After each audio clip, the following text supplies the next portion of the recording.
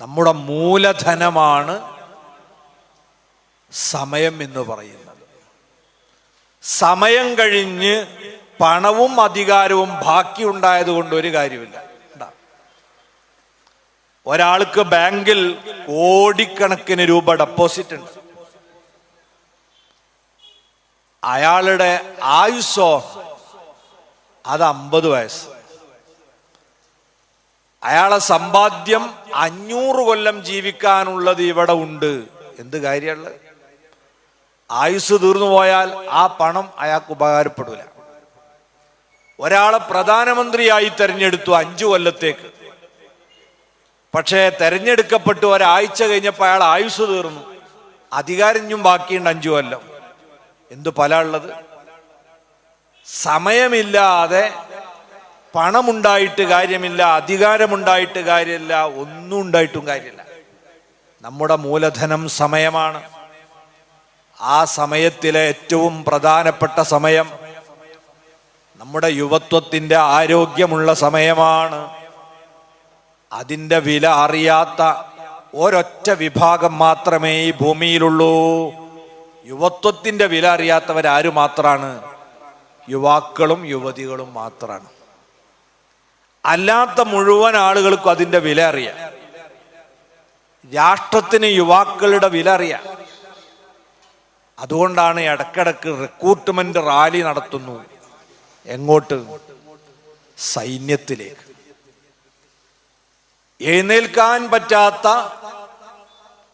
പ്രസിഡന്റുമാരും പ്രധാനമന്ത്രിമാരും 70ഉം 80ഉം പിന്നിട്ട മന്ത്രിമാരുമൊക്കെ വീമ്പ് പറയുന്നത് കേട്ടില്ല നിങ്ങൾ?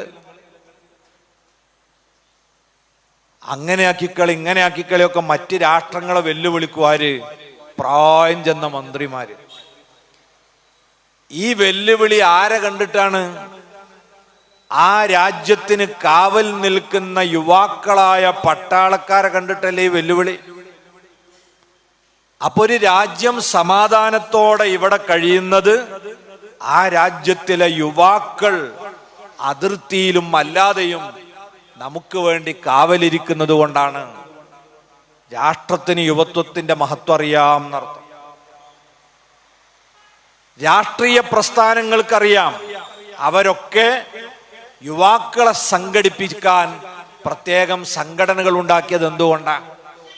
ഒരു രാഷ്ട്രീയ പാർട്ടി ഊർജസ്വലതയോടെ നിലനിൽക്കണമെങ്കിൽ യുവാക്കളെ സക്രിയരാക്കി നിലനിർത്തണം.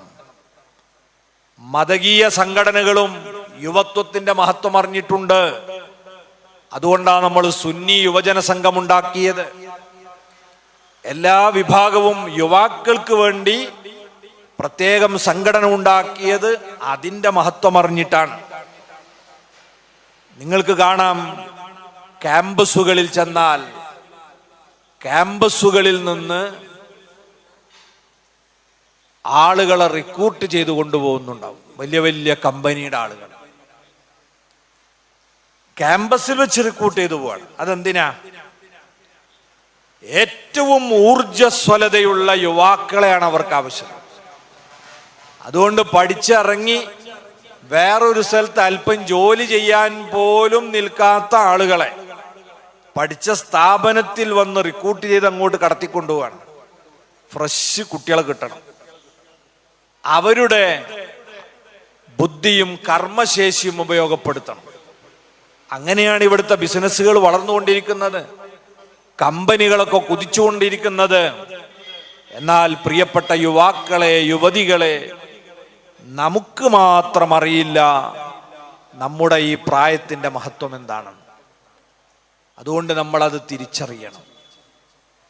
ഇതുപയോഗിച്ചാണ് ഐഹികമായ നമ്മുടെ ആവശ്യങ്ങൾ മുഴുവനും നമ്മൾ നേടിയെടുക്കേണ്ടത്.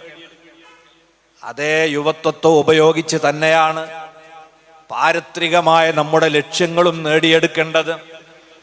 രണ്ടും സമ്പാദിക്കാനുള്ള നമ്മുടെ മൂലധനം യുവത്വത്തിൻ്റെ സമയമാണ്. അതുകൊണ്ട് തന്നെ അതിൻ്റെ മഹത്വം നമ്മൾ തിരിച്ചറിയണം. അതിനെ ചിതലരിക്കാൻ നമ്മൾ വിട്ടുകൊടുക്കരുത്. അനാവശ്യമായി നമ്മൾ ഉറങ്ങി തീർക്കരുത്. മൊബൈലിൽ മാന്തിക്കൊണ്ട് ഗെയിമുകളിൽ ഏർപ്പെട്ടുകൊണ്ട് ജീവിതത്തിൻ്റെ പുഷ്കലമായ ഈ കാലഘട്ടത്തെ നമ്മൾ തുലച്ചു കളഞ്ഞാൽ പിന്നീട് ഒരിക്കലും നമുക്കതിനെ തിരിച്ചു പിടിക്കാൻ കഴിയില്ല. അതിനാൽ എങ്ങനെയാണ് നമ്മൾ ഈ അനുഗ്രഹീതമായ ആവേശോജ്വലമായ ഉന്മേഷം നിറഞ്ഞ ഈ ഒരു കാലഘട്ടത്തെ ഉപയോഗപ്പെടുത്തേണ്ടത് എന്നതിനെ കുറിച്ചാണ് നമ്മൾ ചിന്തിക്കേണ്ടത്. ഞാൻ പറഞ്ഞു, നമ്മളെ ദുന്യാവ് നേടാനും ആഖിറം നേടാനും ഇതന്നെ നമ്മളെ കയ്യിലുള്ള മൂലധനം. ഒരാള് ഭൂമിയിലേക്ക് ജനിച്ചു വീഴുന്നത് ഉടുക്കാൻ തുണി പോലും ഇല്ലാതെ, പൂർണ്ണ നഗ്നനായിട്ട്. അവന്റെ കയ്യിൽ ഒരു കാശുമില്ല. എന്നാൽ നമുക്ക് ജീവിക്കാൻ ആവശ്യമുള്ളതെല്ലാം അള്ളാഹു ഇവിടെ വെച്ചിട്ടുണ്ട്. അള്ളാഹു നമ്മളോട് പറഞ്ഞതെന്താ? അത് നീ തേടിപ്പിടിക്കണം. ജന്മനാൽ ആരും പണവുമായിട്ട് പറക്കുന്നില്ല. നമുക്ക് ജീവിക്കാൻ ആവശ്യമായത് നമ്മൾ ഇവിടുന്ന് നേടിയെടുക്കണം. നമ്മുടെ ജീവിതത്തിന്റെ ലക്ഷ്യം നമ്മളെ തറവാട്ടിലേക്ക് തിരിച്ചു പോകലാണ്, സ്വർഗത്തിലേക്ക്. അതിന് ഇബാദത്ത് ചെയ്യണം. അതിനാണ് നമ്മൾ ഇങ്ങോട്ട് അയച്ചത്.